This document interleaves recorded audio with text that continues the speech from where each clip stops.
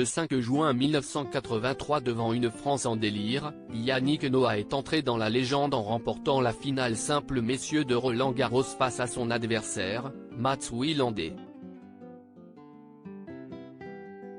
Qu'est devenu la légende suédoise depuis sa retraite dans les années 90 ? On vous dit tout. Le suspense est à son comble. Quel tennisman brandira la coupe ce dimanche 11 juin ? Une chose est sûre, aucun Français n'est sur les rangs et d'ailleurs aucun d'entre eux n'est parvenu à rééditer l'exploit signé par Yannick Noah il y a 40 ans. Si est le 5 juin que le tennisman âgé de 23 ans a joué le match de sa vie.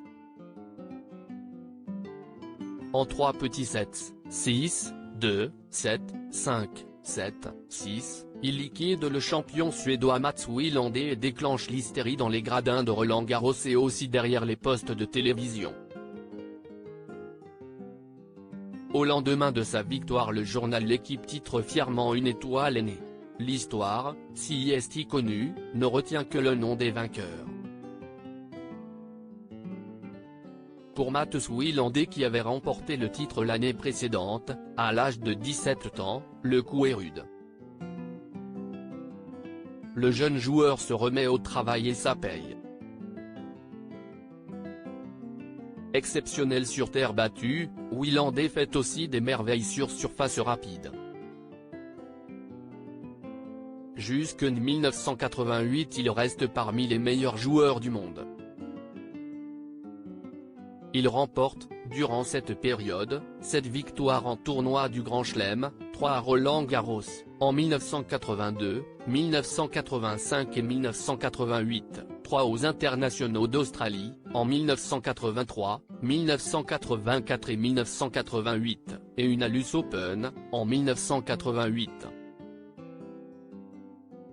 Wilander enlève également, avec l'équipe de Suède, la Coupe Davis en 1984, 1985 et 1987, et remporte 33 victoires en Grand Prix, dont 20 sur terre battue.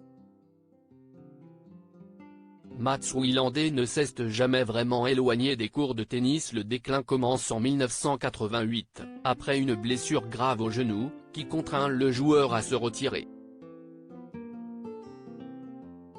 Dans les années 90, il retrouve le chemin des cours de tennis et des tournois, pour, explique-t-il alors, m'amuser et éprouver un désir de jouer.